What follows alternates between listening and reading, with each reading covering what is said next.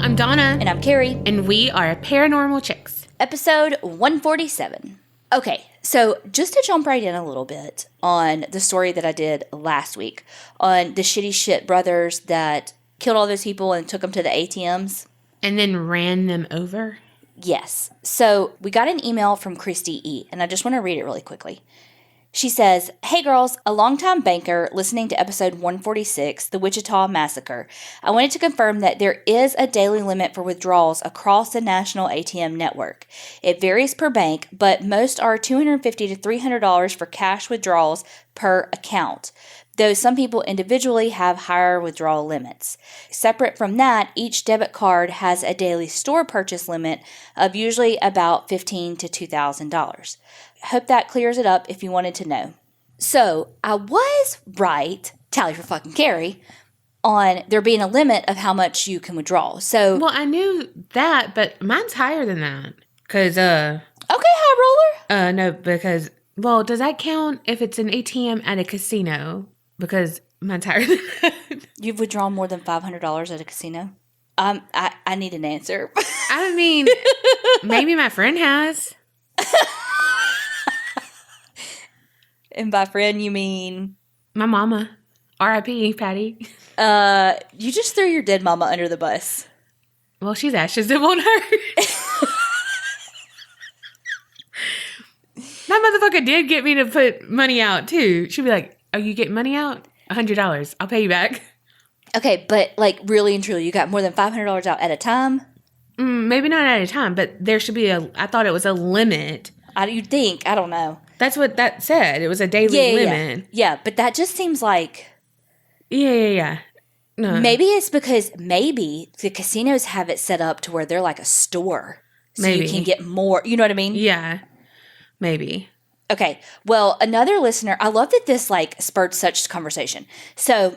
Another listener, Laura, in the Creepinati Facebook group. So, plug, if you're in Patreon, you get a separate Facebook group with us, just members of Patreon. Anyway, so she works in the fraud department at a bank, and she talked a little bit about how she had heard typing your PIN in backwards would, like, set off the alarms type thing, but that's a myth.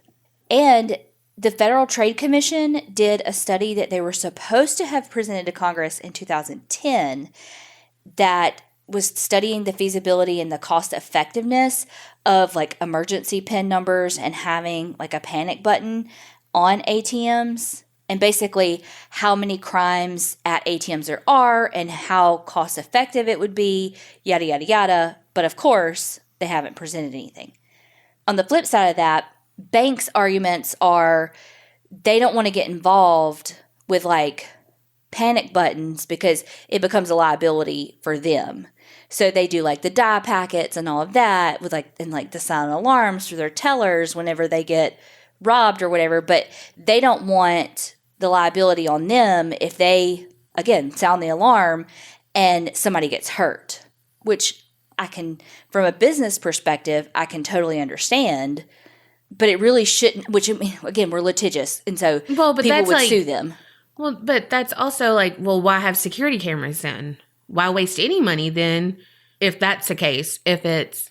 Well, because those are, like, to catch later, not to stop, if that makes sense. Whereas those other measures would be, like, in the act, stop it from happening or getting worse. Yeah. You know what I mean? And so there's a liability aspect of a hostage situation or them freaking out because they see you typing in something or hitting the panic button or whatever, you know? If it comes to that, I'd be like, I waive my liability right here. Well, I mean, this is my fucking life. Can I please alert the fucking police?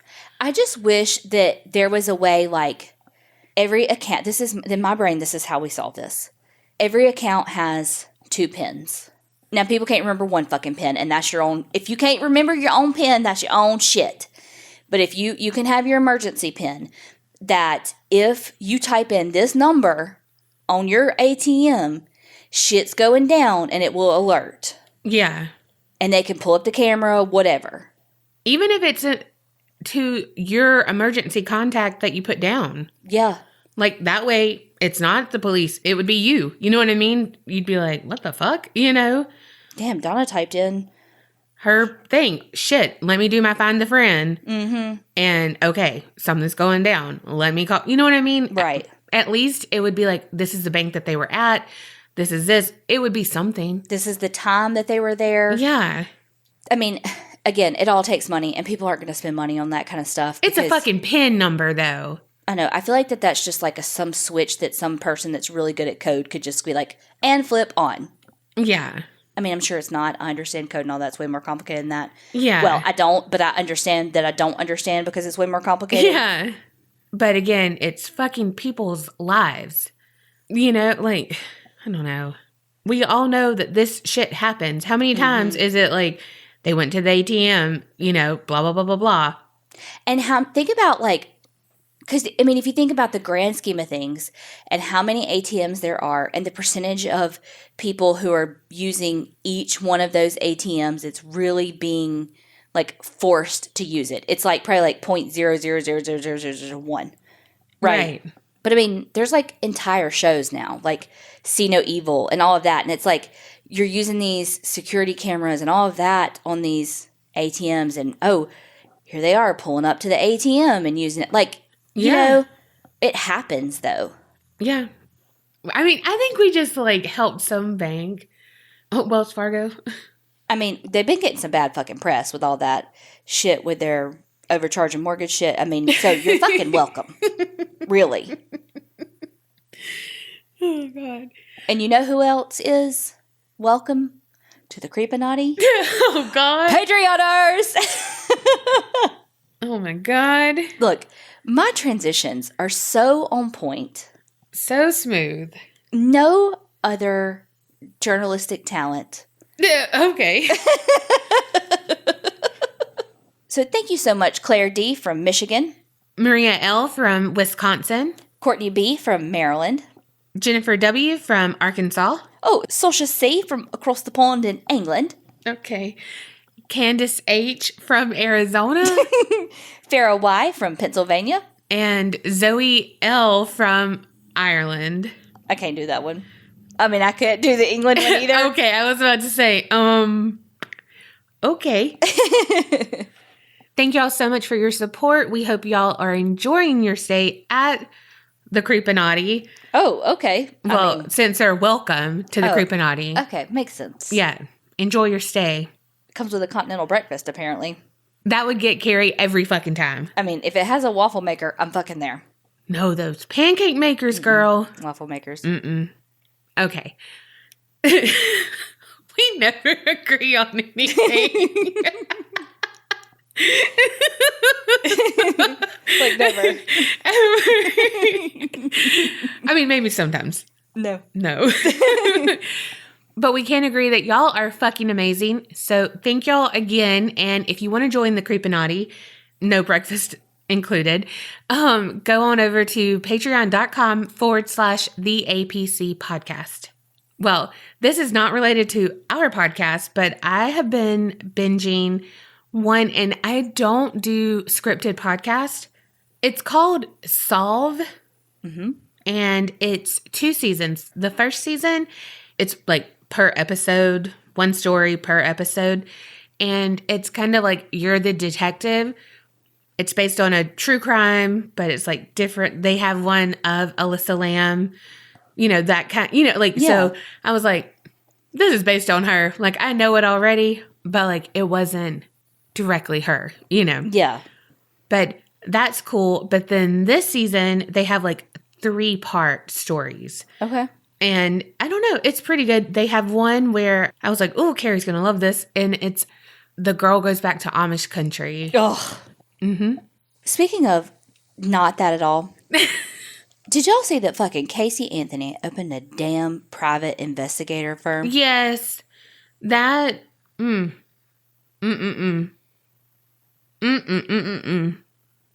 literally all you could say, and that's all I had to say about it, but I just had to say, can you fucking believe it? I mean, the audacity. Yeah. Oh, also, Cobra Kai came out season 3. Already binged it. I saw that. You still haven't watched Selena, though, have you? Nope. I was super excited about it, and I'm like, It's binged probably everything. the of it, and then Yeah. I do that. Like I get so excited about a show, and then I'm like, I don't even want to watch it now. Yeah. All right, well, let's get into the stories. So the story I'm doing this week was actually recommended by Sammy in the Creepinati Facebook page. So this is the story about the Knotek family. So let's start with the matriarch, Michelle. Michelle had a rough upbringing. She was raised in small town Raymond, Washington, and when she was really young, her mom and dad got divorced, and her dad got custody of the kids. Her mom was an alcoholic, and after they got divorced, just bounced between boyfriend and boyfriend and boyfriend. It said that she was living on Skid Row, which did not know that Washington had a Skid Row. Is that a thing? Does everywhere have a Skid Row? I thought that was just in LA. Me too. Can we say Skid Row now still? I don't know. Y'all tell us if you can't, but this is what this article had said. But either way, her mom had been jumping between boyfriends in this lots of different toxic environments. She was an alcoholic. Her boyfriends were alcoholics. And by the time Michelle was only 5 years old, her mom's most recent boyfriend actually murdered her. They were living in a hotel room, and they had, from what I understand, had gotten in an altercation, and her mom ended up being murdered. Michelle, who also liked to go by Shelley, blamed her father from then on out. She said that it was her father's fault, that if he had never divorced her mom, she would have never had all these boyfriends, and she would have never been murdered. Which is not fair at all to her dad, because it makes her mom take no responsibility for her substance abuse and her actions and decisions and all of that, because it's not fair. But a 5-year-old who, I can also see the logic of a 5-year-old, Well, she's taken petty to a whole nother level on that. And that's coming from the queen of petty right there. Mm-hmm. But also, you're right. It gives her mom, the out because she died. Mm-hmm. Well, was murdered. But it gives her, hands washed clean. Yeah. Growing up, Shelley was very manipulative. And she could do and get people to do basically whatever she wanted them to do. She would also make up stories. She would accuse people of crimes from stealing from her all the way to raping her. Oh my gosh. So you can imagine that her life was pretty chaotic. Her home life was chaotic. Even school was chaotic. She hated going. She hated any type of authority figure. Right after high school, she married her high school sweetheart. They had a daughter. I think Nikki was her first daughter. They ended up getting divorced, and then she married another man, and they had her daughter Sammy, and they ended up getting a divorce. So by the time she's 24 years old, she's got 2 daughters under the age of 3, and now she's been divorced twice. But it seemed like being a mom was good for her. She kind of settled down a little bit. There were a few different articles that said different things. One thing said that she became a nurse. Other things I read just said she became a caregiver. So I don't know if she was a nursing assistant, because it sounded like she cared for people in their homes. So it was almost like she was a home health aide. I don't know if she went to nursing school or she was a nursing assistant. Either way, she was a caregiver for people in their homes. Well, in 1982, Michelle finally meets David Knotek. David is 30 years old. He works in construction as a carpenter, and he's actually from the same area in Washington, which is a very small area, but he had actually left for a little while because he was a Vietnam veteran. And so he was back, and he just felt lonely, and he was missing something in his life. Well, David sees Michelle at this bar, and Michelle is very beautiful. She is a fiery redhead that, again, men were just drawn to. She was very attractive. So David feels like he won the lottery. She's beautiful. She's affectionate. She has 2 kids. It's everything he's ever wanted. David was one of those partners, though, that always wanted to please the other. Like, what Michelle said goes. There was no give and take in the relationship. He was always trying to please her. They ended up getting married in 1989 and getting a house in Raymond, Washington. David was working construction, like I said, as a carpenter, and Michelle stayed home with the kids. Michelle had control of everything, though. She was the one who controlled the finances and basically gave David an allowance of the money. It was really and truly a form of financial abuse, what she was doing to him. It wasn't long after they got married that Michelle's younger brother, who was in a motorcycle gang, was sent to prison. And her brother had a son named Shane. So it would have been Michelle's nephew. Shane's mother had some issues with substance abuse, and so she just wasn't able to take care of him. And with his dad being in prison, he was living with some grandparents. He was getting in trouble. The grandparents really just couldn't take care of him. And so David and Michelle were like, look, just let us have him. We can help him. Shane was very outdoorsy. So was David. They kind of bonded over that. It would be really good for Shane to be around David as a male figure in his life, to have that consistency in his life, all the things, right? Shane moves in and they're having what seems to be a good time. David and him are doing all the outdoorsy shit. And it's not long after that, in 1989, that Michelle and David have a daughter of their own named Tori. Now, I'm not really sure about the timeline here because, again, different things, different articles, different whatever. But at some point, they move out of this small rental house and buy this larger farm with 6 acres or something like that, with a lot of land and, like a cute little red farmhouse with a white picket fence, like just a cute, like living the Washington dream, I don't know if it's the Washington dream, but it sounded like it. Well, around this time, some stuff says before the move, some stuff said after the move, Michelle's friend Kathy Loreno falls down on her luck. So Kathy was kind of on the outs with her family. She had a boyfriend that her parents didn't really approve of, and so she wasn't really talking to her brothers or her parents. She worked as a hairdresser at a salon that Michelle went to, and that's how they knew each other. But Kathy and her boyfriend ended up breaking up, and Michelle was just like a listening ear for her. And then Kathy ended up losing her job as a hairdresser because of like her sales were down. And so now has no boyfriend, so she has nowhere to turn with that. She's still in the outs with her family because of the boyfriend. So she's not going to them now, and now she's lost her job. She basically has nowhere to go.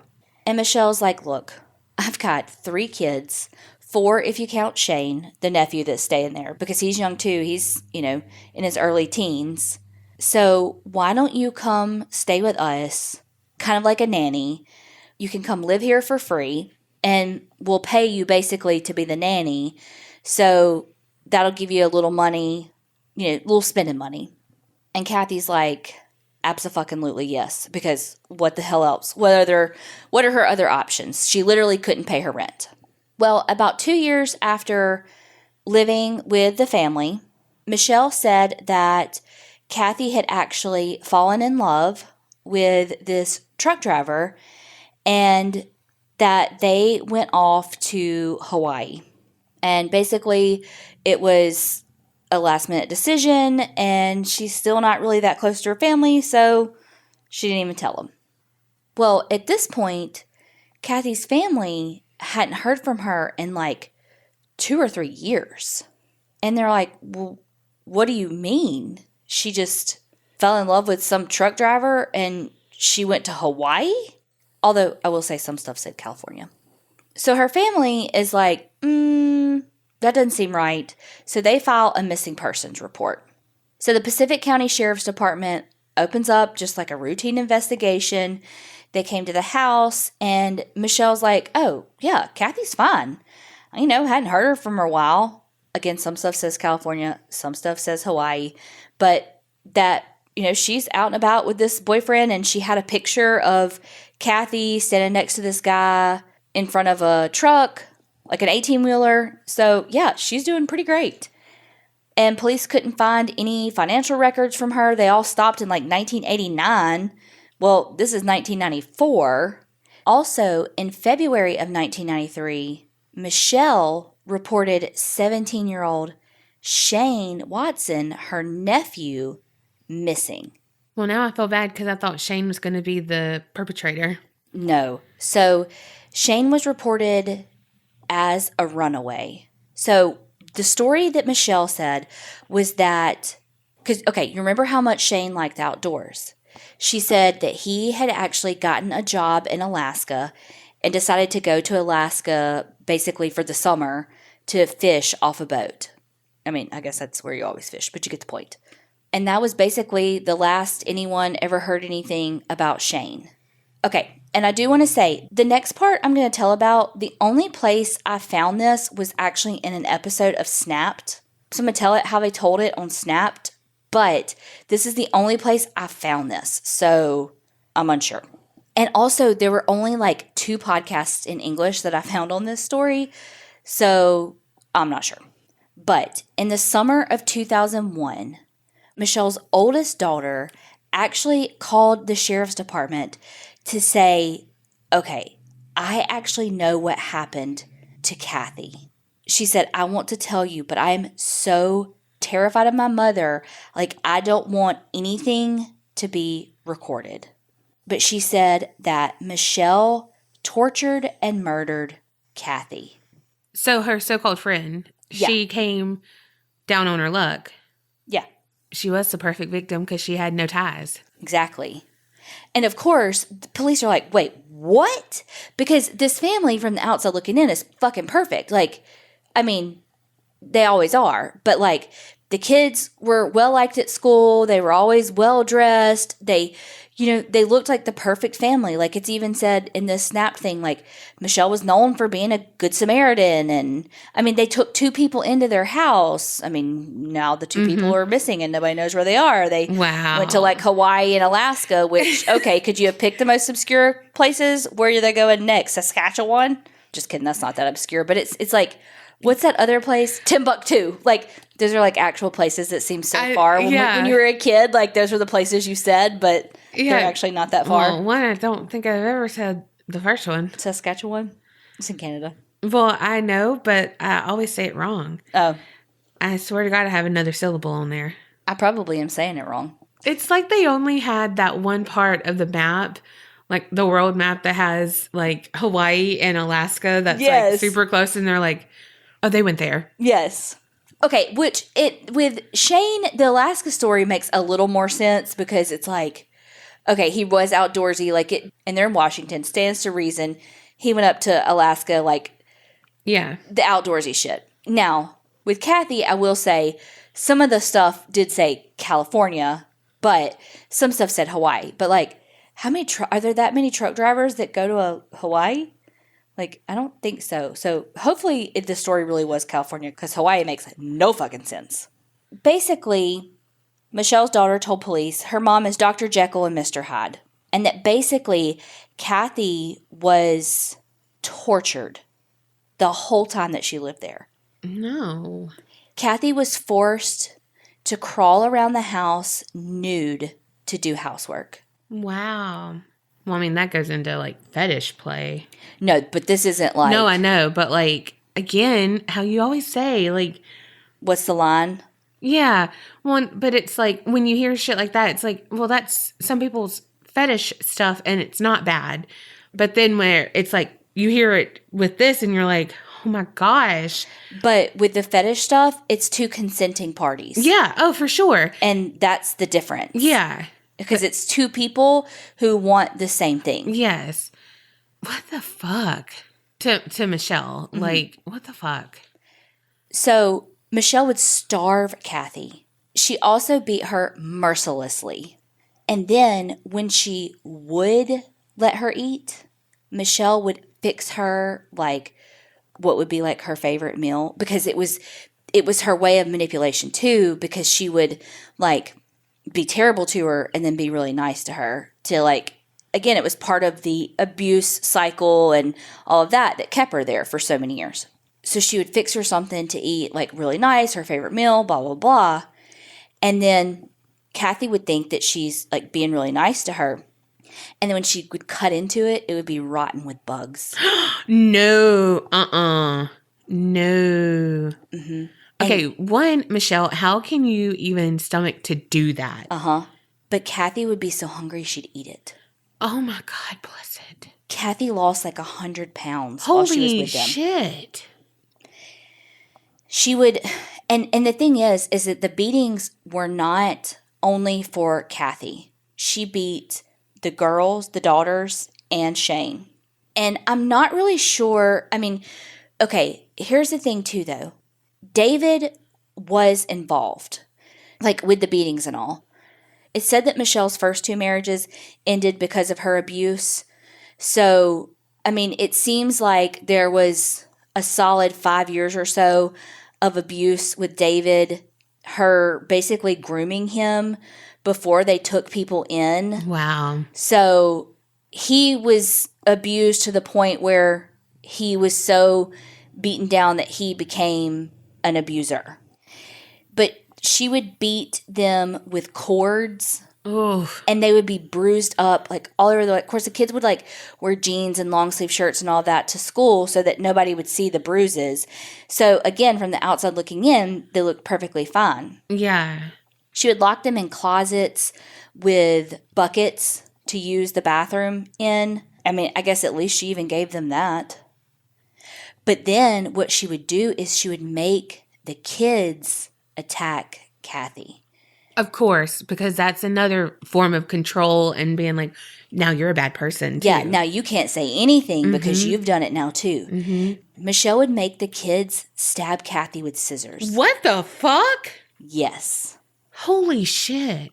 And if you refused, then you would get beaten. And so they would do it because they didn't want to get beaten. But then it was like, then they're hurting Kathy, you know, which is, I mean, hurting Kathy, but also abusing them because it's a double whammy no matter what. Exactly.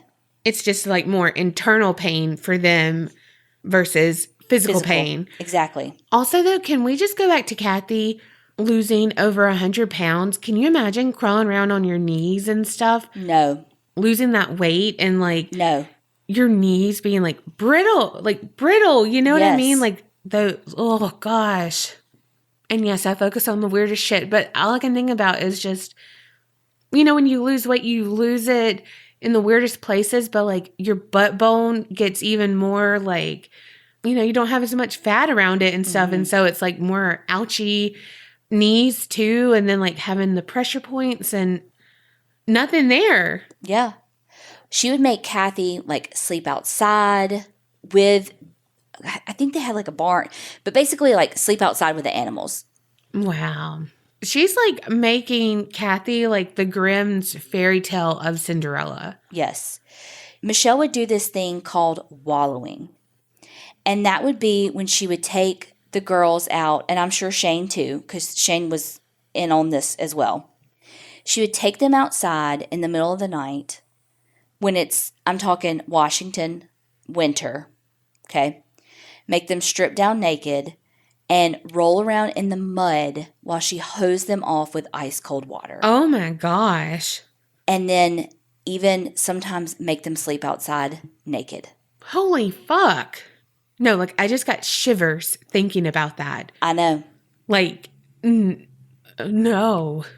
Then what she would do too, if Michelle found Kathy eating anything or just randomly she would accuse her of binge eating while she was sleepwalking, and she would force her like to sleep in the boiler room. I don't really know what that means, but it sounds terrible. It sounds very Freddy Krueger. Oh my God. Literally what I thought about. But yes. Well, it's like so extreme. Like you're outside wallowing in fucking mud, ice, and shit like that. Or you're in the boiler room on, I'm guessing the floor and shit would be super hot. Yeah. You know what I mean? So it's just like, I don't know. And I feel like it's whenever she just fucking wanted to, it's like, oh, Kathy's living, she's breathing. All right, I'm going to fuck with her. Yeah. You know, it's like, Yes. what the fuck? Also, I do want to just throw this out there that I'm not really sure that the oldest daughter's name is actually Nikki because, again, some stuff calls her different things. But I do think that Sammy and Tori are the correct names for the other two just because there's a book by Greg Olson that talks about, like, they're involved in it with, like, quotes from them and all of that. So that's why I think that, like, Nikki, quote, air quote, Nikki, like, it doesn't even talk about her age, whereas the other two, it says how old they, you know. Yeah. So I think that, anyway. But one time, when Sammy got off of the bus, one of the people on the bus saw Kathy outside naked. Well, Michelle, she, being, like, the fucking master manipulator that she is, invites one of Sammy's friends over in the next day or so and, like, jokingly tells this, like, amazing story of how she was in the hot tub and it short-circuited and, like, she literally had to burn their hot tub to prove this point. Wow. That it was her naked running from this hot tub so that they wouldn't know that it was Kathy outside working naked. Wow. I feel like she went by Shelly when she had, like, casseroles to give to her fucking neighbors. Probably. And she was like, oh. And here's the thing, too, is that that's what she preferred to go by. So it's also a little bit of a fuck you to her on my end that I'm like, I don't really want to call her that because that's what she preferred. So David actually helped with, like, they made, like, waterboarding equipment. Fuck. The other thing that they would do to Kathy is her open wounds where she had from, like, the beatings and all. They would pour bleach in them. What the fuck? No. Yeah. But there was one time where Kathy did try to escape. She made it about a quarter of a mile down the road before Michelle called up to her. And, of course, she gave her the things will change, you know. And Kathy's so hungry and so beaten down and so defenseless and so weak that it's all she can do, I'm sure, to even make it that far. Yeah.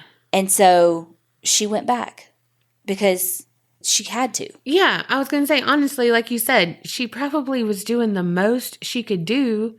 And Michelle over there could run a fucking marathon because she's, you know, eating like a normal person. And Exactly. not being fucking abused daily. And of course, Michelle's like the whole time telling Kathy, like, your family's not looking for you. They don't love you. They don't care. You know, they don't want you around. Yeah, the classic tactic. Exactly. Man, I hate this bitch. Well, one day in July of 1994, the girls realized that Kathy has, like, collapsed, passed out and collapsed. And David, like, pulls her. I don't know if she passes out in the laundry room or David pulls her in there. I'm not really sure, but I'm going to go with he pulls her in there. And she's, like, vomiting and passed out, but he's, like, doing, like, CPR on her, basically. She's dying. And Michelle takes the girls, like, 50 miles away, and they stay the night in this hotel room. And when they come back, they notice that there was a fire outside of their house the next day. Their mom tells them that the story is going to be that Kathy left with a truck driver, here's some letters, and they told the kids, like, if you say anything, we're going to kill y'all and we're going to kill ourselves. God. Well, as far as Shane goes, he was not, like I said, immune to the abuse. He got it just as bad. In order to humiliate him and her daughters, especially the oldest daughter, Michelle would make them both strip naked and, like, dance together in the living room. Fuck? It's just a humiliation tactic. Yeah. He would have to, like, work naked and do a lot of the stuff like Kathy would. I mean, that's also sexual for her too, though, Michelle. Oh, 100%. You know, like, that's also for her. Because there's other shit that you could put them in that would, you know what I mean? Like, Well, remember how I told you, like, at this point, the oldest daughter, we're calling her Nikki. she was telling police, like, all of this. Yeah. And they're like, well, what happened to Shane? She's like, I don't know what happened to Shane. All I know is that Shane disappeared and they said he went to Alaska. Like, that's all I fucking know. And she's 21 at this point, and she had ran away from home. And so the police start doing some digging. And, I mean, there's no records of anything to back this up. It's literally just her story. Because there's no records of abuse at the school. There's no nothing. I mean, she even tells a story about how, like, her mom had, like, pushed one of them into a glass door and, like, cut their face up and, you know, all this stuff. But there's literally no record of it. And so when they go back to talk to her again, she's gone. Because she had been in hiding basically for 5 years. And she had gone back into hiding in Oregon. And so basically at this point, they're taking it as her, like, refusing to cooperate. And so they're like, okay, well, must not be true. Now, again, that's the only place I've found that one of the daughters, like, have gone to police before. So by this time, Michelle and David had another house guest. Oh, gosh. Yes, his name is Ron Woodward. I couldn't date him. Let's try it. Ron Woodward. RWs fuck you up so bad. Well, and then, okay, Ron Woodward in Raymond, Wisconsin? Washington. So Ron was a 57-year-old guy who had just been through this really awful breakup, and with his, like, love of his life, lifelong partner, horrible breakup, and was just having a really hard time. He had lost his job. His home had been repossessed. And here's the thing about Ron. So, okay, he knew Michelle because Michelle had helped take care of his mother. Because remember, caregiver, nursing assistant type thing. Now I'm thinking, can you imagine the shit that she probably did to the patients? Okay, sorry. So they had kind of become friends through that. And here's the thing about Ron, though. He's got some sort of issue with socialization. Like, I don't know what it is, but he just can't read people. And, like, he would, like, hide in behind bushes and ditches and, like, jump out to be like, bah, to people. But, like, not in, like, the funny scare and, like, the, like, what in the fuck are you doing kind of way. Like, yeah. Like that's bizarre behavior. Yeah. Like, what's going on, you know? Well, so he had a lot of run-ins with the law, too. Like, he had, like, a domestic violence thing against him. He had some, what are they called? Like, restraining orders against him. I'm not saying that these weren't legitimate, because I'm sure they were. But from what it sounds like, he had some other stuff going on that I really just don't think he understood some of the things that he did. Not that it makes it right, and not that it makes it not illegal. I don't know. I didn't get the feeling in, you know, the couple of things I listened to and read about him, you know, because that actually paints a full picture of somebody that he was bad. You know what I mean? Right. Yeah. Anyway, well, when police would try to talk to him, like, he would kind of run away, you know, so they were like, was he run away because he has a history with law, or is something really going on at the house? They didn't really know. But since Ron wouldn't talk to them, there was nothing they could do to really know, like, what was going on in that house. Well, then, on August 6th of 2003, Sammy came into the police department with her sister, the oldest. Both of them had run away at this point and finally felt brave enough to talk. You know, the oldest had been there 2 years earlier, had told about the house, and now they're both there saying, okay, we're ready to talk, and we're worried that it might turn on our younger sister at this point. They said that their youngest sister had just told them that Ron had actually just gone missing. Where'd he go? Antarctica? Well, Michelle said he had met somebody and gone off in California. But when Tori actually, like, got in touch with, I think, Nikki, allegedly, and Sammy, she said that she had, like, found some bandages and some, like, clothing of Ron's that had blood on it. So she thought that Ron had been hurt. So that's when they were like, okay, it's time we got to do something. Like, this is going too far. Like, we want to make sure you're safe. Like, we got to do something. On August 7th, sheriffs go out to the house, but they weren't there to arrest them. They were there to take custody of the youngest daughter. And she was so happy to leave and go with her older sisters. She was 14 at the time, and they said you could just see that she was so relieved to get out of that house. Well, of course, Michelle is like, what the fuck are you doing? Like, why are you taking her?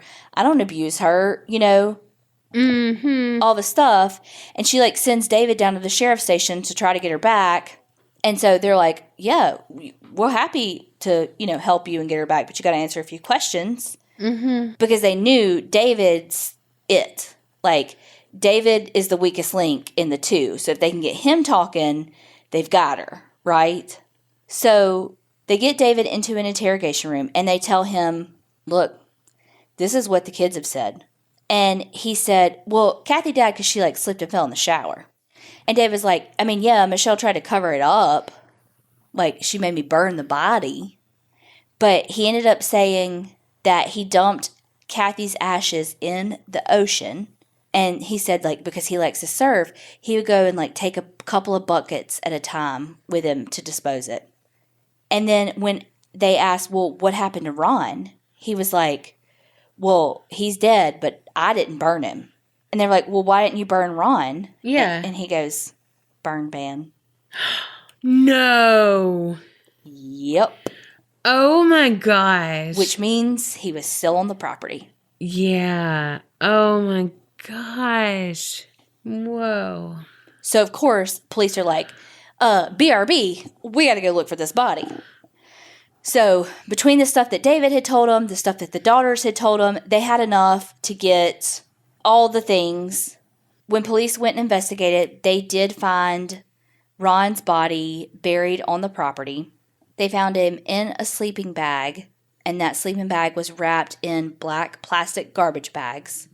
They were having a hard time finding Kathy's body, so David, like, narrowed the search area down for them, but they really only found a piece of bone that was, like, the size of a quarter. Then when they were out and about on the property, he stopped by this shed and pointed and said, that's where I killed Shane. What the fuck? So what he told police, so just to make a long story short, what he told police was that Shane had a gun, and so when he was, like, trying to take it away from Shane, it fired and it shot Shane because Shane was, like, trying to kill himself. And so David ended up getting second-degree murder because of that. Shaking my head because what the fuck? He said he did burn Shane's body in the backyard, but it's not very clear, like, where he took. I don't really get it, honestly, because I was like, one thing said that they dumped the body. I'm not really sure. Okay, so Ron's autopsy really didn't show much of anything. They were able to say that the circumstances were murder, but they weren't able to say specifically the cause of death because of, like, decomposition and so forth and so on. They just couldn't narrow it down. One podcast I listened to, though, I do want to say this, said that they forced Shane to help burn and get rid of Kathy's body. And he had actually taken pictures of it so that he could give to police. Wow. And I think that it was Sammy. I'm not sure. But I think that it was Sammy who found those pictures and actually told her mom about them. And that's, like, what got Shane in trouble. And that might be why they killed Shane. So I don't know if Shane had, like, gotten in trouble and maybe David's story is true. He was going to kill himself because he had gotten in trouble for having the pictures. I don't know. I doubt it. They murdered him in cold blood, I'm sure. But Shane was, like, always looking for a way out. He was a fucking fighter. How fucking smart is he? Like, let me take pictures of this so that I can prove, because Michelle and Shane's bodies were, like, burned and they didn't have ashes, they basically couldn't prove it. again, long story short, with David's story, David pled guilty to second-degree murder and basically got like 15 years in prison. And he's out. He got out in like 2016, I think. And then Michelle took an Alford plea, meaning that she's not admitting that she's guilty, but she's recognizing that the state had enough evidence to convict her, but she's not saying that she's guilty of second-degree murder. And she was sentenced to 22 years in prison. And she is eligible for release in 2022 after 18 years. 2022? Next year. What the fuck? Yep. 2022, and she was a fucking torturer to so many people, manipulated so many more. Oh, you know one part I didn't tell? Oh my God, I can't believe I didn't tell this part. I cannot believe I forgot to tell you this. Okay, so towards the end, Michelle was caring for this guy named James McClintock, not to be confused with the... John Wayne? Yes. Okay. So, look, she's... Like, some of his neighbors heard her yelling at him sometimes. Oh. Like, she's a complete shit. I knew it. I knew she would be horrible to her patients. Well, one day, he quote-unquote fell, and she called 911, and he died from it. Basically, he died from, like, a subdural hematoma. So, could he really die from a fall, like hitting his head on something? Yes. But... are some people calling it mysterious circumstances? Yes. Because she had only been working for him for like 6 months, right? Mm-hmm. We also know that some of the neighbors had heard her, like, you know, yelling at him. Well, in his will, when he died, she got custody of his dog, Sissy. No. Kerri. Well, for this dog, she got like a pretty big allowance to take care of it. And then in the event of Sissy's death, she would get his full estate, which was close to $140,000, like for his house. Wow. Well, of course, not long after he dies, she says the dog dies. Of course. Oh my God. So she's got to take his land, you know, all his money and shit. But when they, like, raided their house and stuff, Michelle and David had a bird, a rabbit, 4 kittens, and 6 dogs, and one of the dogs was Sissy. Okay, good. Whew. I mean, again, of course, she manipulated people and lied, but thank God she didn't kill Sissy. But I wonder, did she really kill him? And I wonder how many of her other patients she swindled out of money and how many of them she was mean to. Yeah. Oh, a lot. Such a vulnerable population. And so, oh gosh. You know, and her daughter Sammy, especially through this book, has really tried to come out and be like, look, she's potentially about to get out of prison next year. People need to know how manipulative she is. Like I'm talking, she like faked cancer one time and like shaved her eyebrows off. Oh my God.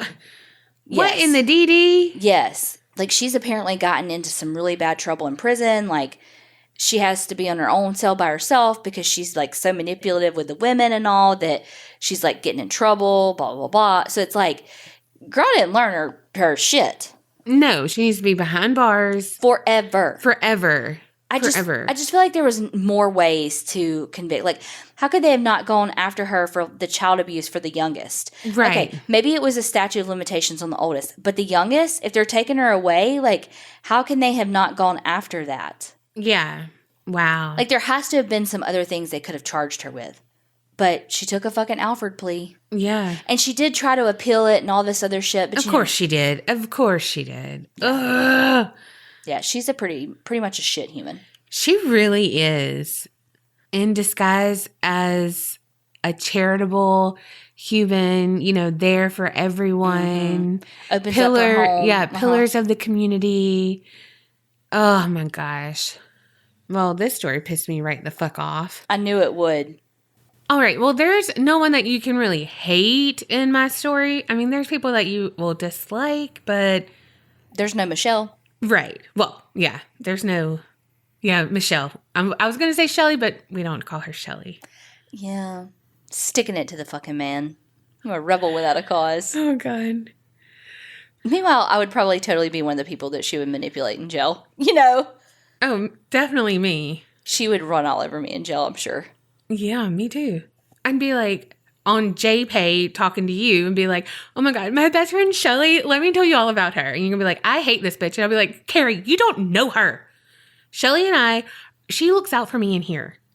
Donna, you lost a lot of weight. Look, Shelly has me on this diet. It's really strict. And she said this food's not good for me, but like she has this really good immune system. And so she can eat it. Yeah. So, but like, I'm doing really good. Next week, I was hospitalized, but it's okay. It's okay. Shelly was there for me all the time. She took all my drugs for me. And we're like, But then if you ask me next week, I'd be like, there's no way that Michelle would ever trick me in prison. Right. If she really is adaptable, she would trick me. But if she's only got like that one con, no. But like, you know what I'm talking about? Like, you have to be able to like mold and like kind of zigzag. Okay, sure. Then I'll be like, no, that's really her, whatever. But if she's like Shelly homemaker, oh my God, this is amazing. Then I'm gonna be like, well, like we're not friends. Well, just like Dominique, I feel like Raymond's his first name, but I could be thinking that because of the town. But the Bayou Strangler, the Blue Bayou guy, I mean, he adapted. Like he was able to get men who were straight, who were gay, who were on drugs, who weren't on drugs, who were homeless, who weren't homeless, all these different things because he was able to adapt his strategy. Yeah. Well, I didn't manipulate y'all because I am doing the Baker Hotel like I mentioned in the story last week. So this time I'm going to do a little more history on Mineral Wells, Texas, because that is why the hotel was built after all. And there's some country song that basically lists things that happened and it's like all because two people fell in love. And that's basically how Mineral Wells, Texas became what it did. In 1877, there was this married couple, James and Armanda Lynch, who settled with their children on some land that was in a drier climate than what they had lived in before. And they left because they needed some relief from the malaria that had been plaguing that area. Okay, that was a rhyme. I even know that was a rhyme. Damn, right? Everything was fine for a while. They had their oxen that they had brought with them when they settled, everything. But with a family and livestock, they needed water and lots of it. And that meant that they had to haul water that was located 4 miles away from them in the Brazos River. That just reminded me of part of my story I forgot to tell. Okay. She would keep them in a fucking well. Like hey Lassie, Timmy's in the well, you said? Oh my God. In a fucking well. I love that the Brazos River is the one that triggered it, not Mineral Wells, Texas. That didn't trigger it. Well, you know what? Don't come at me with that. I was just thinking water. You know what? Get the fuck up out of here. Oh my God. Can you believe it? She keep them in a fucking well. What the ring is happening? What in the claustrophobia? You can't get out of that. No. Okay, sorry. That just dawned on me. Not even Rapunzel could throw her hair up that high. It puts the lotion in the basket. She had to wait till she got on fucking Grey's Anatomy to get out of that.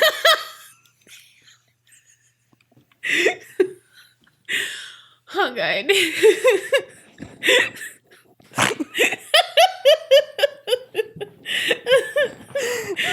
No one gets a reference. No, I know. You made yourself snort. And it was the stupidest shit. I mean, it's fucking funny. Fucking funny. Whew, okay, I don't want to interrupt you anymore, I think. Okay, so Shelly in the well, that was a lot, but obviously, them having to walk back and forth 4 miles, that was fucking tiring. So in 1880, they were like, fuck this shit. So they bartered with a guy, and his name's Johnny Adams, who was a well driller. So they were like, hey, here's some oxen, drill us a well. And he did. However, James and Armando were kind of hesitant to let their family drink the water because it had a funny taste to it. So they were like, this might be poisoned. And not really by Johnny Adams, but like by, nature. Like just, it tasted weird. They don't know really where it's from. Like, I don't know. It was just like, I don't know. But I mean, Mother Nature can be a bitch. You never know. Mm-hmm. But basically the 4 miles grew more tiring and they weren't getting sick from the little bit of well water they were drinking. So they were like, look, if we die, we die. Like, we're not walking the 4 miles every fucking day. Like, this is what we're doing. And they didn't die. In fact, they were healthier. Armanda suffered from rheumatism, and that was cured. Quote unquote, cured. James had always been kind of on the side of quote unquote too thin, and he had just got more frail than he should have been for a ranch man. And so that, you know what I mean? Like, that's just what it was. I don't know. He wasn't strong enough, all the things. But he actually began to be able to put on weight and keep it on. And it wasn't, some people just can't keep weight on. Right. I mean, also, do we know how old he was? Because he may have gotten to the age where he actually was able to keep weight on, Yeah, I don't know. He grew stronger. The kids, they perked up. Everyone was in a better mood. Things were better than ever. Well, the family's good news spread throughout the area, and people began wanting to try this water. Within a month, the Lynch Ranch was selling a quart of water for 5 cents. But that well was just built for family use, so the supply couldn't keep up with the demand. He was only able to produce around 100 gallons daily. So what James would do would have the guests swear and sign a document declaring that they were sick, like their ailment, and that they needed the water. Because they really believed that this is healing waters. Like, hey, this worked for us. And again, they had results. Because of all the popularity, the town of Mineral Wells was laid out in 1881, and James Lynch became the first mayor. And he was self-appointed, by the way. I would imagine so. Right. Well, more and more people came, and so more wells were dug for the demand. The most famous well is the Crazy Well, and it produces, quote, crazy water. It's got its name because there was this elderly lady who she suffered from dementia, and she would sit by this well all day, and she would ask people who passed by, like, hey, will you give me some of that water? Like, can you pay for me some water? Whatever. And they said at least twice a day she would drink some of this water. Well, before long, she did have results. They were positive. And so people saw like, oh, wait, like she's less crazy. Like the crazy lady is not crazy anymore. Like she now has a life. She is doing stuff. Like she's not here. What the fuck? So they're like, oh, we want the crazy water. And thus there it is. Very problematically named. Mm-hmm. And before you roll your eyes, the water had high amounts of lithium in it.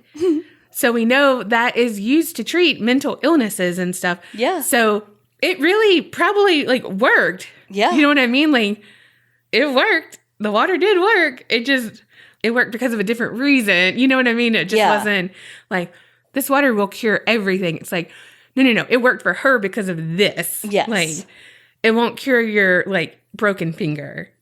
It'll help with your psychosis. Yeah. But can you imagine how like amazing that would be though? If you were like in that state of, I mean, I know I've been there. I think you've been there of like depression and stuff where you just want to sit. You don't want to do anything. You don't want to like whatever. And then you just keep drinking or you keep doing something that's essential anyway. Mm-hmm. And you get better. And it's like, wait, what? Oh, wait, I'm good. You know what I mean? Like, I don't know. And it's like 1881. Yeah, you're like, damn, this shit worked. Yeah. Like, I have no idea. I'll tell you, this was like 7th or 8th grade. My sister-in-law at the time, she had like this book of witchcraft things. I don't even know. We were very cool, And it also scared me, but I loved it. But I had a sty in my eye. I was like, let me consult the book. And I looked, and it said to rub your cat's tail on your eye. 3 times. 3 times. I rubbed Ambrosius, my cat, his tail on my eye. Across your eye. It was gone. It was gone. You know what? You know what? Y'all know I don't like a fucking cat. Y'all know I don't like a fucking cat. But I will say that one time when I was in high school, I had a fucking sty on my eye, and you told me to do that shit. And I was like, that's the dumbest shit I've ever heard of, but I'm going to do it. And I think it was, I don't even remember what, probably Bella. Probably. Anyway. And I would swoosh, swoosh, swoosh with Bella's tail. And I swear to God, that thing was gone. I'm telling you. I don't know when it was gone, but I just, like, remember, like, going, like, wait, my sty's gone. I'm telling you, I will never forget that. And it's like, that has to be like this, you know? Like, yes. Wait. That shit's legit, what you're talking about with the sty, though. I'm telling you. Because I thought that was the dumbest shit that you told me. I was like, wait, what? Yeah. A cat's tail, swish it across your eye. Like, don't touch your eye. Just, like, wave it in front of it. Real close, though. But, like, don't touch it. Because, ew. Crazy. Soon, the wells were transformed into spas. They had, like, little pavilions for drinking. And because of all the visitors, there was a hotel built called the Crazy Hotel. And it was built by this Dallas businessman named Carr P. Collins. And the locals were not happy because they were like, this Dallas man thinks he can come in here, take what we've done, and, like, make a profit off of it. No. So they conceived this idea. They were like, we're going to build a bigger, better hotel. And, like, we just have to, you know, make him lose money so he, like, goes away. Whatever. And so, again, like, it's like, that was 7 stories. Okay, we'll make ours 14. That was 200 rooms. We'll make it 400 rooms. You know, everything. Yeah. Like, they're just putting their dicks out on the table. Whatever. So they brought their concept to T.B. Baker, and he was like this she hotel guy in Texas, and he was like, hell yeah, like, let's do it. Because this other random baker guy who had nothing to do with the town that was going to make money on it, he's certainly better than this random Dallas guy that is going to make money that had nothing to do with the town. Mm-hmm. Okay. And I'm pretty sure, like, the baker guy had, like, hotels in Dallas, too. Like, it, yeah. Mm-hmm. But, like, the town people came together and raised, like, $150,000. So they, like, funded the beginning of the hotel, and then he, like, did the rest of it. You know what I mean? So it was, like, started by them. Yeah. That kind of thing. But also, this goes to show you, in a small town, especially something that's, like, it's their thing. It's their, like, niche thing. Don't come in and try to steal something because people will band together. Mm-hmm. Like, if he would have just been like, hey, I want to come build here, like, but I want to blah, blah, blah, blah, blah. And he came and proposed this to them, they would have been like, let's do it. Mm-hmm. And he would have been fine. But no, he did not. So there you go. Anyway. So the Baker Hotel was to be built exactly 2 times the size of the Crazy Hotel, like I said. And it had 450 guest rooms, had a tennis court, had some doctor's offices, like some clinics. It had, like, an entire floor with mineral baths and massage, like, parlor type things. No happy endings guaranteed, because we know, like, the private house down the street that became the Hill House that I talked about last week, that's where the happy endings happen. So this was just the nice massages. But it had, like, a beauty salon, had the drinking pavilions, and it had a huge Olympic-sized pool. And it was actually the first hotel in Texas to have a pool. Oh, shit. Mm-hmm. It was built for $1.2 million in the 1880s. So it's like, I can't remember what it would be like today. I mean, I don't even know. My conversion would be way off if I try to do it. Okay, Kerri just looked it up. 30 million is what it would be today. So a lot. So, yes, the hotel was banking on health scares to bring people in, but they also knew that they would make their money if they made their destination be the destination for men with fat wallets. And it worked, again, because we know the whole private house little thing. And if you don't know what I'm talking about, go listen to last week's episode, because, again, it's just, that was like the more seedy things happened at the house, like away from the hotel, the things that the wives couldn't see. During World War II, the Baker Hotel, like for 3 years, it was home to dependents of military personnel. Then after the war, it kind of just dwindled. It was still attracting the guests, but it just wasn't the thing. Because those pesky developments of modern medicine and federal regulations. Yeah, you can't say, drink this mineral water and you'll be cured. Damn the Food and Drug Administration. Yeah. So in 1963, the Baker Hotel closed. But that only lasted 2 years because then the citizens of Mineral Wells, they banded together again. And in 1965, they reopened the Baker Hotel. But that only lasted 8 years and closed again in 1973 for good.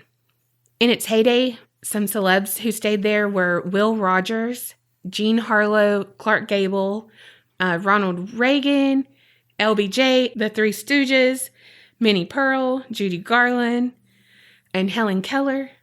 But all of those guests checked out. But of course, there were some who did not. Dun, dun, dun.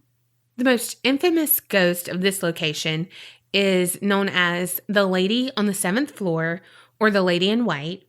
Her name was Virginia Brown, and she's thought to be the mistress of the owner, T.B. Baker. So she had like the suite on the 7th floor. It was like a sweet suite. Okay. Dude, that's a sweet suite. Was it a sweet life? People say that she died by suicide because she was distraught from her affair. So she jumped to her death from the top of the building. No one can verify like the year that this happened or the room that she stayed. Like everything's kind of like hearsay.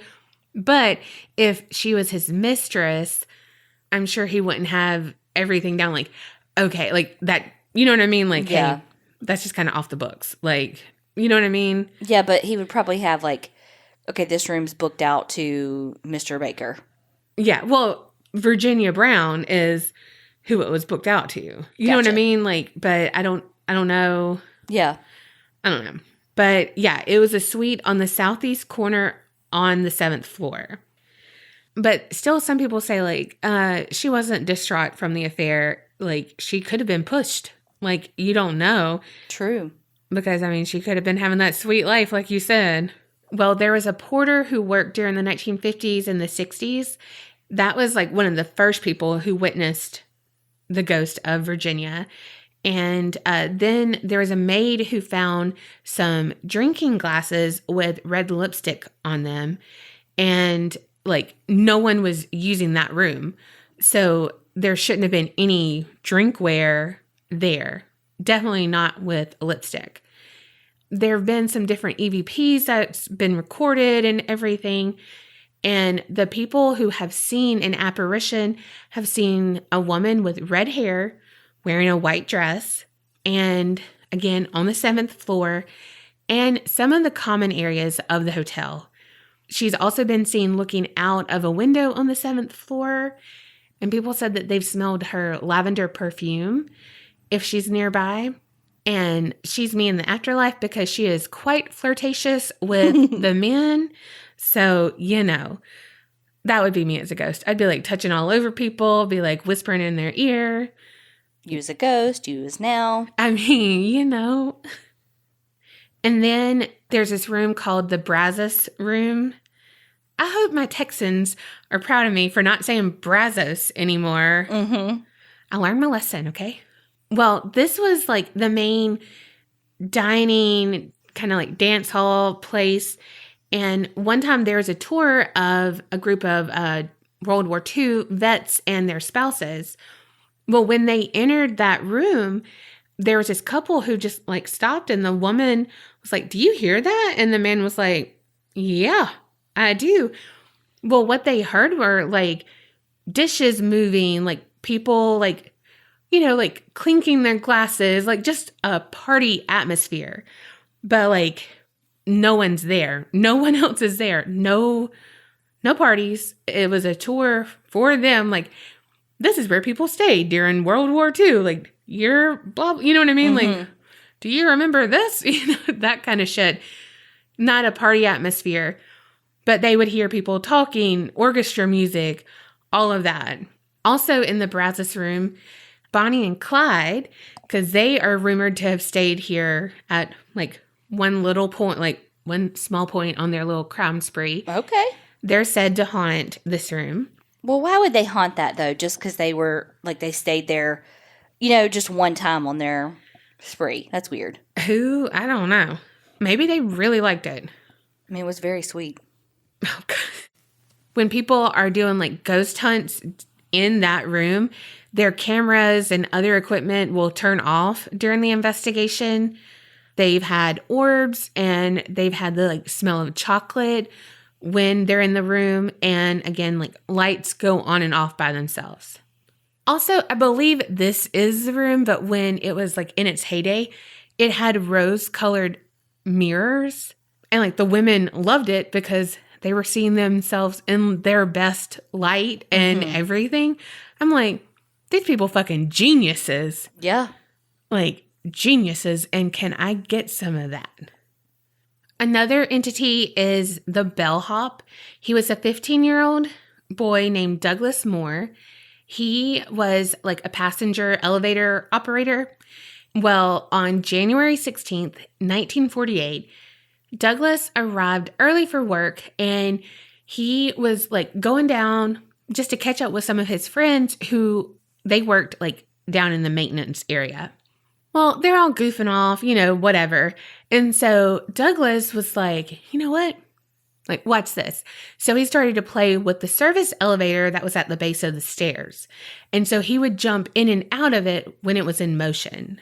And so this was before safety features were involved.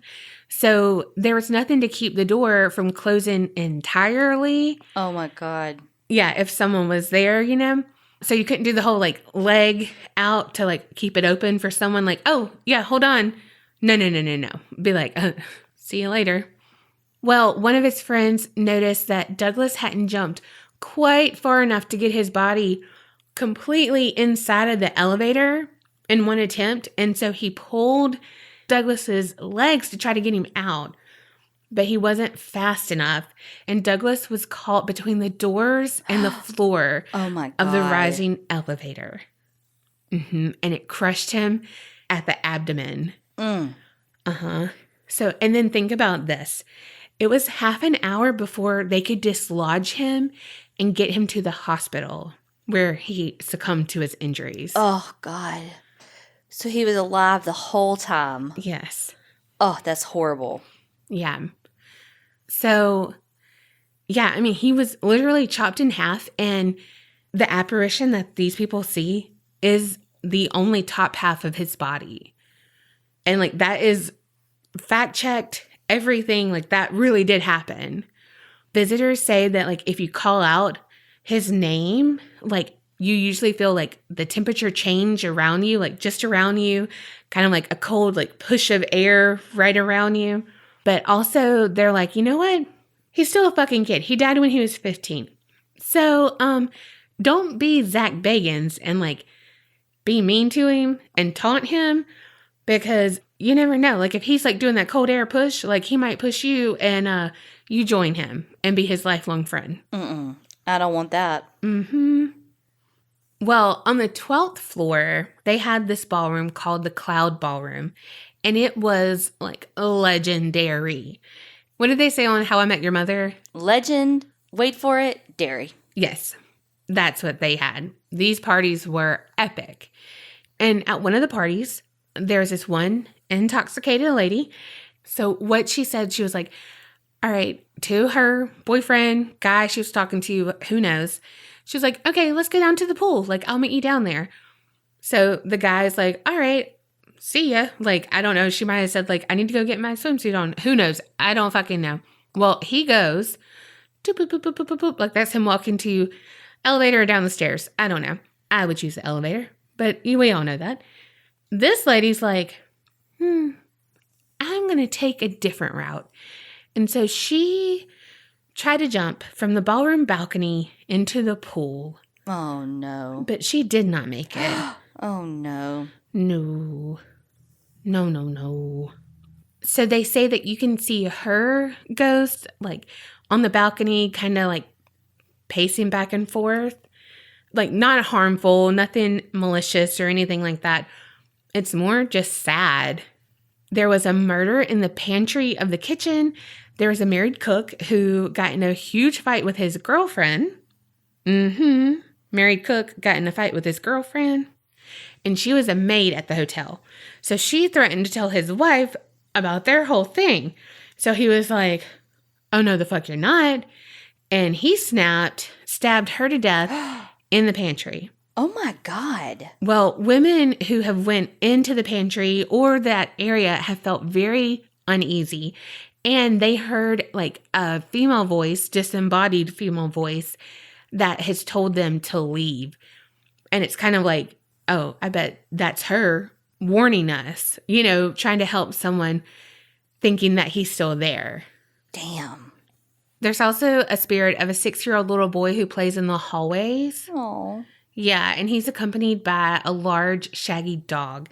Oh, God. Right? And I don't think a lot of people see, like, a dog, but there is a psychic who saw a dog. So I don't know if, like, there's a ghost dog, but she saw him with a companion of a dog.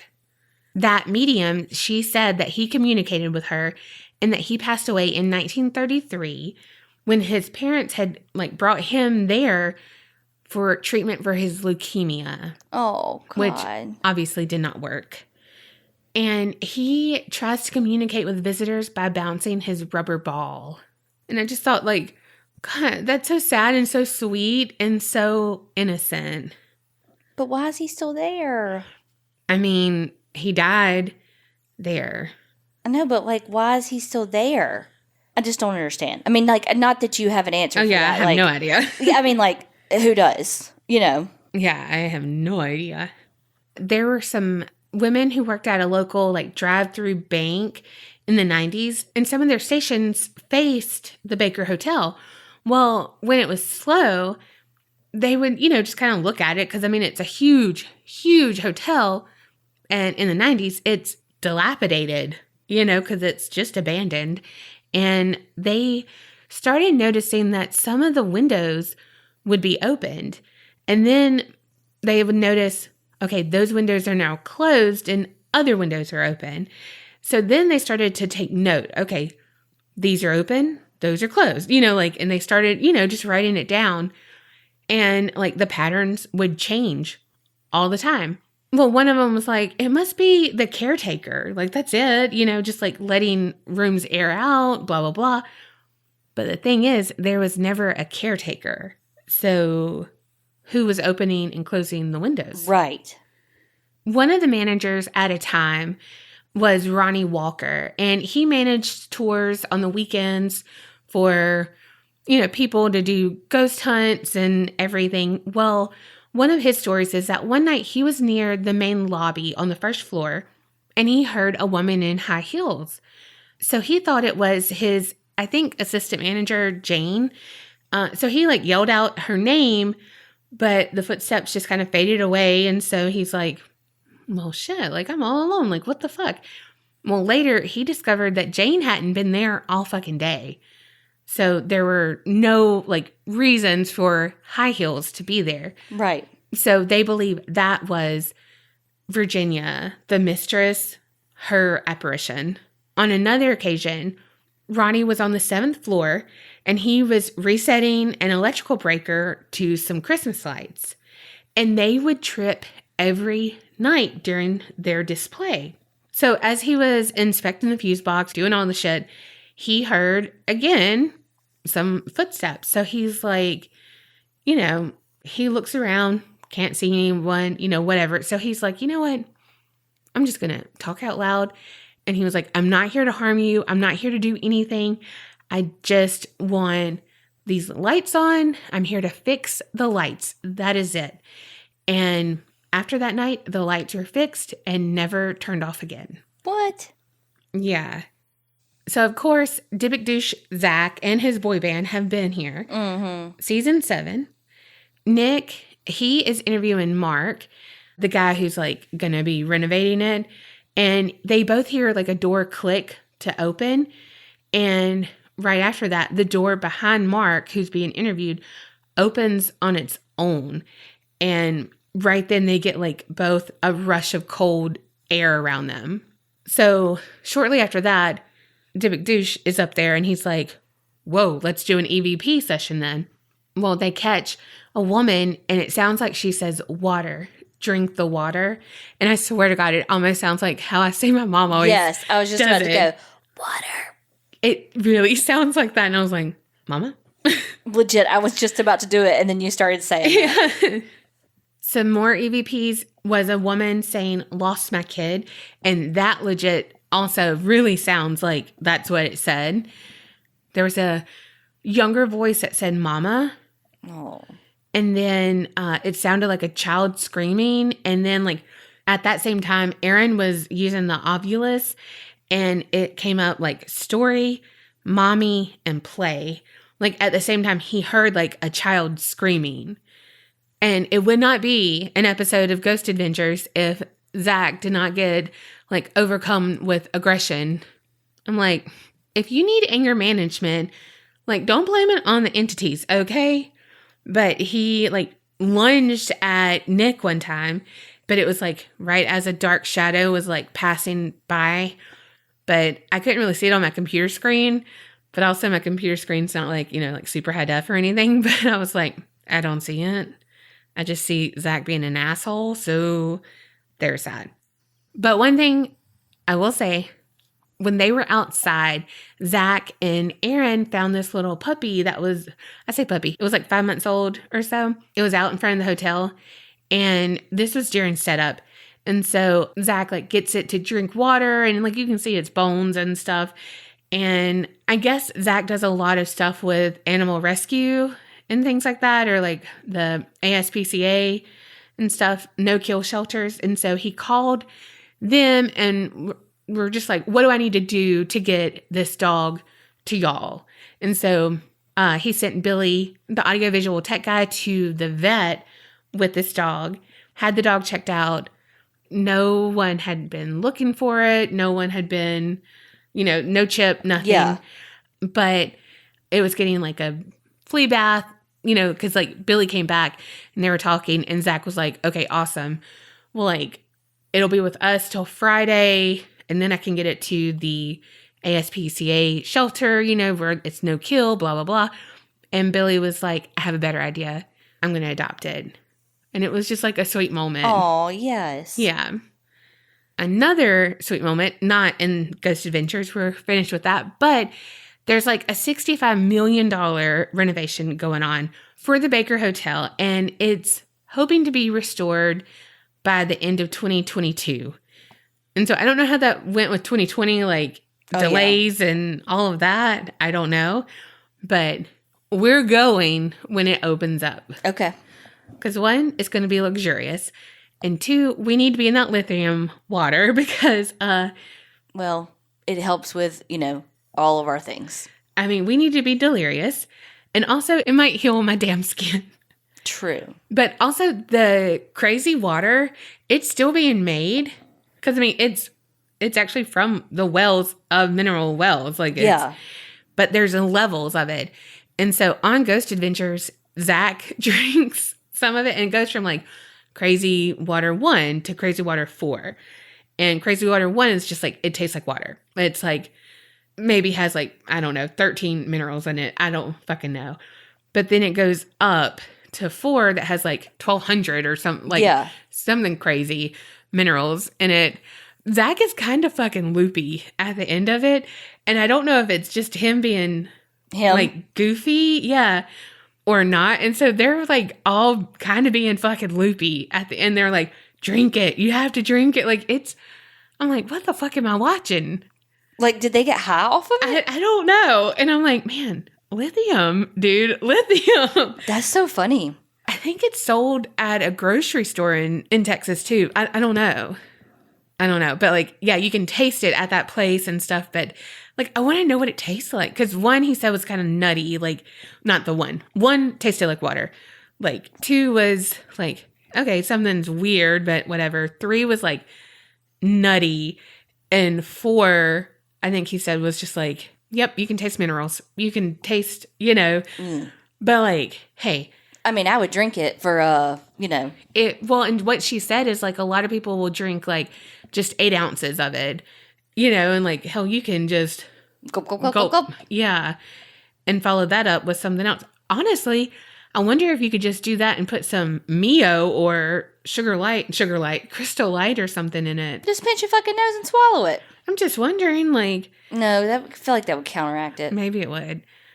But, I mean, I don't know if it helps really, but minerals are good for you, right?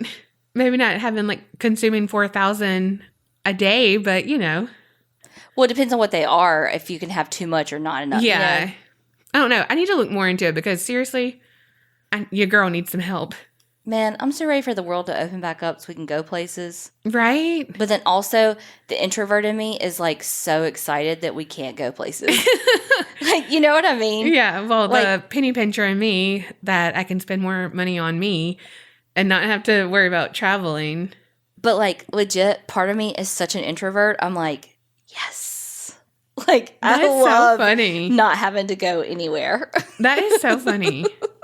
But then again, part of me is like, I want to go there. I want to go there. I want to go there. Yeah. Well, my shit is like, I'm just a crabby old person where I'm like, ugh, the room's probably going to be too hot. Ugh, the bed's going to be lumpy. Ugh, it's not going to be right. You know what I mean? Like, that's the kind of shit that I'm like, ugh. Ugh, do they not have a waffle maker on their continental breakfast? Ugh, is there not a ceiling fan in this? I don't think I've ever had a ceiling fan in a hotel. Can't even get it out. I'm just kidding. I've only had it at like 2 places. Okay. I was like, I don't think we've ever together because I would have been like, what? This is not somewhere that I would want to ghost hunt because 14 floors, no thank you. No, I'd be like, yeah, we're ghost hunting the first floor. First 3 tops. Yeah, tops.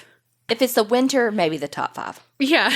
Yeah. I mean, the bottom 5. You know what I mean? Yeah. Yeah. Oh, do you have a crane that you could put us up? Okay, never mind. We can do the whole thing. Like picture Beetlejuice when they're like lifting up her artwork to get into the house. Yeah. Like if you can do that to us to get us to the upper floors, we'll go up there. Me as a ghost hunter in the summer, I'm going to have one of those like fan things. They're going to be like, you can't do that. You're messing up the EVP. Like, I would be like, look, these ghosts fucking understand. They're hot too. Right? They have swamp ass too. Oh, God. That concludes my time in Texas. Texas. Well, if y'all have anywhere else that you want me to cover so we can make Kerri and me go whenever COVID, lifts up. The world opens back up. And I have to be forced to be non-recluse. Mm-hmm. Mm-hmm. Yay, but fuck that time too. Mm-hmm. Fuck this shit. That's what you're going to be saying while you're packing your bag. Then we get there and she's going to be like, I love hotels. I love hotels. And then I'm like, fuck, I got to leave the hotel? Fuck this shit. Exactly. That literally Wait, is I'm her. going to get the breakfast? Okay, cool. Yeah. Cool. Wait, we got to leave the hotel for it? Man, fuck this shit. Oh, God. That's what you might haunt. If you had to haunt something, a fucking hotel. This girl loves a hotel. I really do love a hotel. And to people watch, look, y'all, I got to go to a course in Pensacola for 2 weekends in a row this month. And I'm like, I get to stay in a hotel 2 whole weekends. She's so excited. Yes. I'm so excited. I love a fucking hotel. But also, I just panicked a little bit because it's COVID. Like, what's it going to be like? I haven't traveled. Yeah. Well, be careful. Don't go to Alaska or Hawaii like your people did. Allegedly. Allegedly. Thank y'all for listening. If, like Donna said, if you have any more story suggestions, send them our way. Keep your sinister sightings coming in. Like, review. I thought you were going to say keep your sinister sightings to yourself. I was like, no. No, keep them coming in. Yeah. aparanormalchicks@gmail.com. Keep liking, reviewing, all the things. And remember, keep it real and don't get scared.